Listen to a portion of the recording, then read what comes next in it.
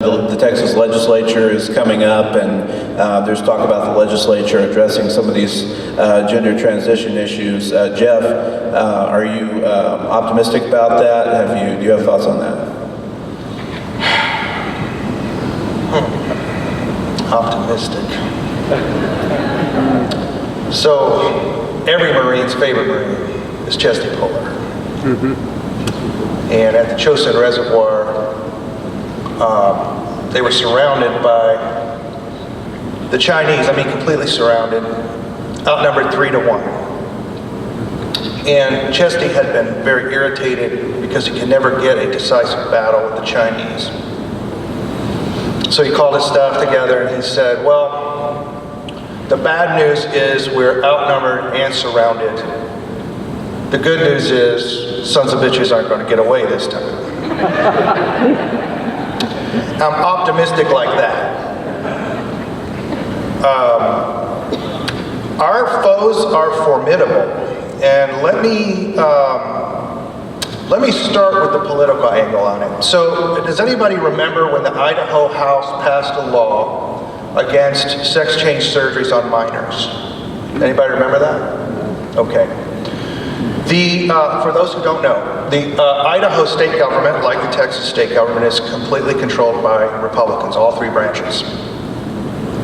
The House passed a bill, very simply, outlawed sex change surgeries on minors, didn't even address hormones, puberty blockers, sterilization, etc. Just sex change surgeries, completely, in my view, completely uncontroversial. It goes to the Senate, which is also controlled by Republicans, and Republicans almost unanimously killed the bill. So I have family up there. I traveled up there, I talked to journalists, I even talked to some of the senators involved. Here's how the left fights politics. They're on a different level than you are. You're being told that you need to debate people and deploy arguments. Let me tell you how the left does it. The left doesn't care about arguing. It's not using the means of persuasion, but the means of coercion. When they built the gender clinic in Boise, it cost about $100 million because they put a surgery center in it. They got all state banks on the hook for financing that. They went with all local medical providers. They made everything, they got every single business interest, and they targeted banks that were big Republican donors because they knew that's where the opposition would come from. So when it got to the Senate, the Chamber of Commerce deployed its lobbying arm, the big donors got involved, and they killed the bill. Okay? So when you're out lobbying the legislature, they've set something up for years to make this happen. They're playing on a different level than you are politically. I would say, first of all, if we intend to win, we have to stop debating our adversaries and start looking for the means to coerce them. I don't believe there is a legitimate other side to an argument about whether you should castrate little boys. Amen. There's just no legitimate other side to that. There's no debate. Any legislator, and I have been approached by staffers from legislators who say things like this: how about we take this in steps so that, maybe let's just ban Medicare funding or Medicaid funding for these things. And I always ask them, hey, when we outlawed the rape of women, did we take a steps to that?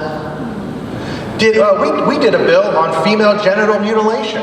I actually believe that bill actually outlaws sex change surgeries on females in this state. And where are our conservative prosecutors?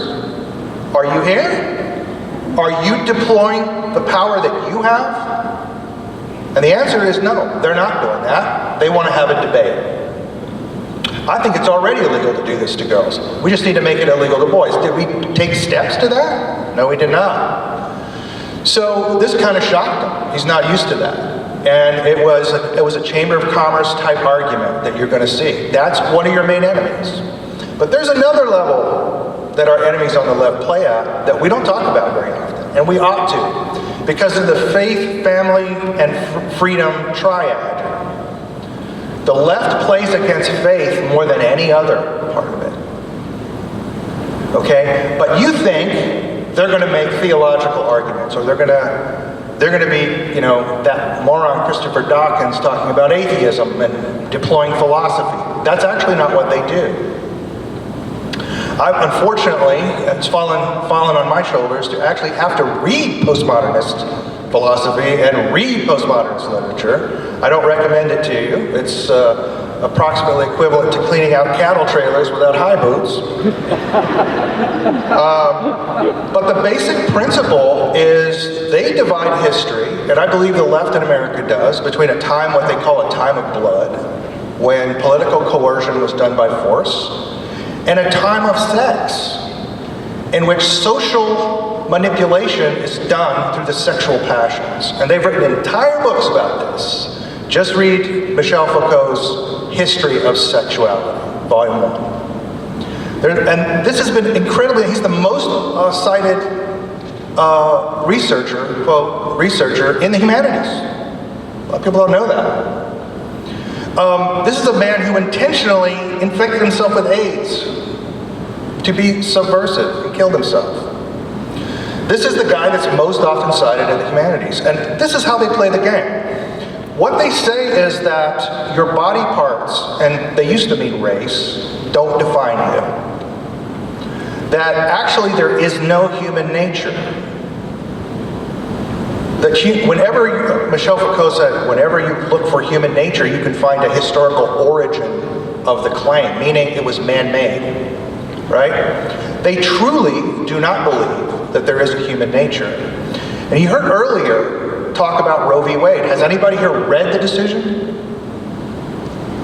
1, 2, 3, 4, 5. I recommend you read it. Again, it's like cleaning out cattle trailers. It's one of the stupidest decisions ever rendered by the Supreme Court. And you think, why is Jeff talking about this in relation to transgenderism? Because Roe was cited in the gay marriage decision. Roe was cited as the basis for the recent Title IX and Title VII rulings. Because in the, and I quote from the decision, the emanations from the penumbras of the Constitution, that's how distant it is from the text. They found a right to define life itself.